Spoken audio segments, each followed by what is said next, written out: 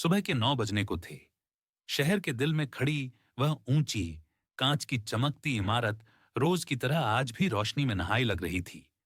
Gate के पास सुरक्षा scanner की बीप, रिसेप्शन पर फोन की घंटियां और लिफ्ट के सामने सूट टाई वाले लोगों की बेचैन, तेज कदमियों की खत्तर, ये सब मिलकर एक ऐसी कॉरपोरेट दुनिया का शोर रच रहे थे जिसमें हर चेहरा या तो लक्ष्य के पीछे भाग रहा था या फिर किसी और को पीछे धकेल रहा था।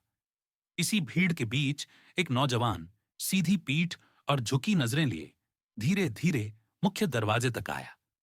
कंधे पर पुराना बैग, कपड़ों पर हल्की सिलवटें और पैरों में इतने घिसे हुए जूते मानो लंबी यात्राओं की धूल समेटे हों।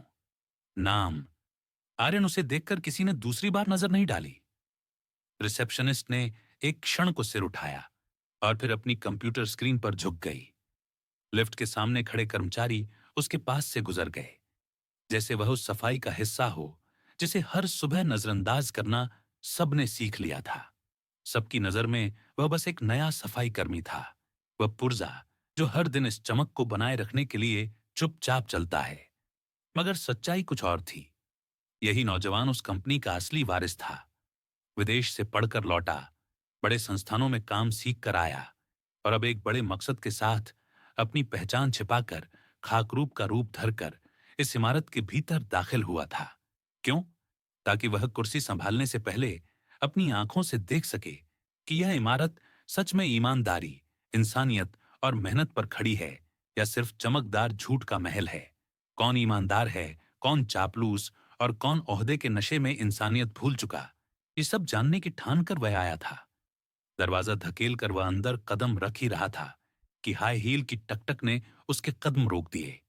असिस्टेंट मैनेजर संजना, कान से फोन, आंखों में तेज नाप तौल, चेहरे पर आत्ममुग्धता की एक चमक। उसने आर्यन को सिर से पांव तक नापा और ठंडी कटु आवाज में बोली, यहां क्यों खड़े हो? तुरंत सफाई करो। और सुनो, लॉबी आईने की तरह चमकनी चाहिए, सुस्ती नहीं चलेगी। अंतिम शब्दों में तिरस्कार की सुई छिपी थी। आर्यन के दिल में एक छोटी सी चुभन उठी, पर चेहरा शांत रहा। उसने सिर झुकाया, झाड़ू उठाया और लॉबी के कोने से अपना काम शुरू कर दिया। पेंट्री में कॉफी मशीन फुफकार रही थी और हंसी के फव्वारे उड़ रहे थे। कुछ लोग उसे देखकर फुसफुसाए, नया खाकरूब है, बिल्कुल देहाती लगता है। किसी ने कहा, इसे तो शायद लिफ्ट का बटन दबाना भी ना आता होगा। एक ने ज्यादा नीचा दिखाते हुए हंसा, कल को कहीं कैंटीन में हमारे साथ बैठ न जाए। हंसी की गूंज में तिरस्कार का तेज नमक घुला था। आर्यन ने सिर झुकाए रखा, पर उसके होठों पर एक हल्की, लगभग अनदेखी मुस्कान खिली, जैसे कोई अंदर ही अंदर सब चेहरे नोट करता हुआ उनकी असली पहचान समझ रहा हो। शाम ढली। ड्राइववे पर एक चमकदार कार आकर रुकी। संजना फोन पर किसी हनी से बोलती हुई गाड़ी में बैठी, आज रात 5 स्टार ही चलूंगी, सस्ता कैफे मत लेना। सिक्योरिटी गार्ड ने दरवाजा खोला। वह शाही अंदाज में बैठ गई। दूर से यह दृश्य देखते हुए आर्यन के दिल में बस एक ख्याल आया, गुरूर कभी लंबी रेस का घोड़ा नहीं होता। सच एक दिन सबके सामने आता है। अगली सुबह आर्यन पेंट्री के पीछे वाले स्टोर में सामान सजा रहा था जब एक धीमी सच्ची आवाज सुनाई दी, बेटा, ये कोना, यहां धूल सतह पर चिपकती है, जरा कपड़ा पहले गीला कर लो, फिर झाड़ू देना।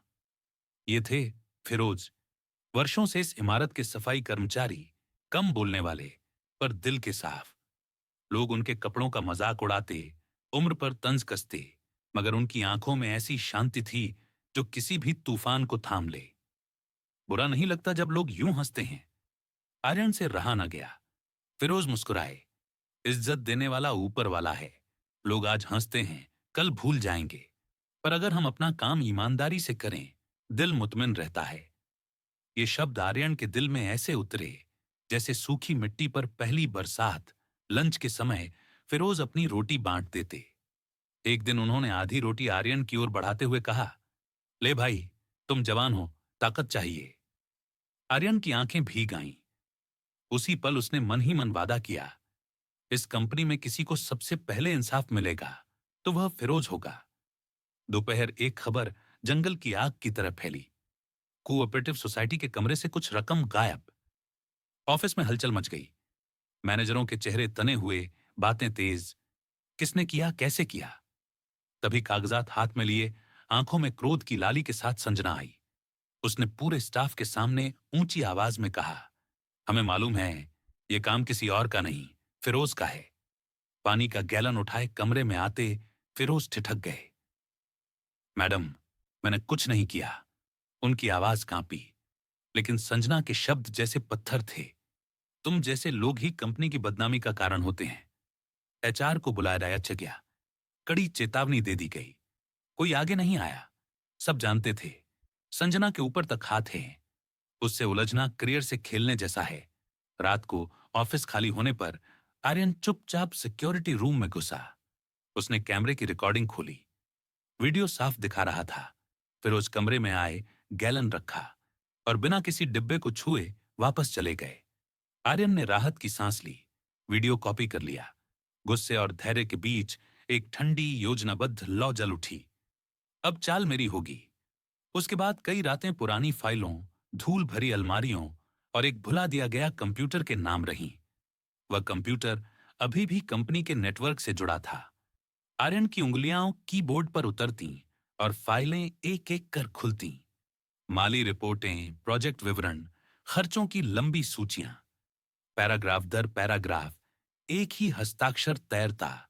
संजना, लाखों के गैर जरूरी खर्च न खरीदे गए,